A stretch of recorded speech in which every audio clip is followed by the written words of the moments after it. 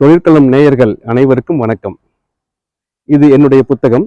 இனிப்பு சாப்பிடுங்க சர்க்கரை நோயை வெல்லுங்க அப்படிங்கிற இந்த புத்தகம் சர்க்கரை வியாதியை பத்தி புட்டு வைக்குது. உண்மையிலேயே சொல்றேன், வெள்ளை சர்க்கரை தவிர்த்துட்டு இனிப்பான பழங்கள், நாட்டு சர்க்கரையோ பனங்கருப்பட்டியோ தேன் மாதிரியான இனிப்புகளை நீங்க சேர்த்துக்கிறது மூலியமா சர்க்கரை வியாதியிலிருந்து அழகா வெளியில வர முடியும் அப்படிங்கிற உண்மை உங்களுக்கு தெரியுமா? அததான் இந்த புத்தகம் பேசுது.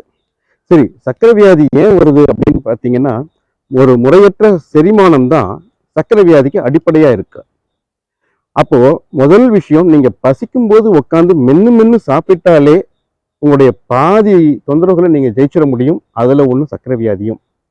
அப்போ முதல் விஷயம், முதல்ல பசிச்சு சாப்பிட்ற பழக்கத்துக்கு வாங்க. சரிங்களா?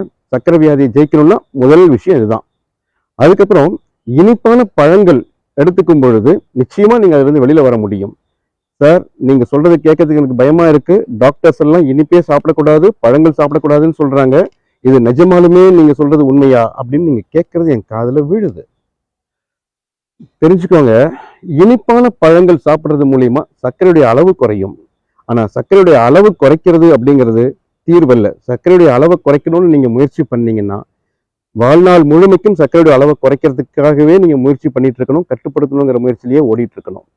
அதை உடைச்சிட்டோம் அப்படின்னு சொன்னா சர்க்கரை வியாதியிலிருந்து வெளியில வர முடியும். சரிங்களா? அதை தொடர்ந்து நம்ம பேசுவோம். இதை பத்தி உங்களுக்கு ஏதாவது சந்தேகம் இருந்ததுன்னா தாராளமா எங்களை கூப்பிடலாம். தேங்க்யூ.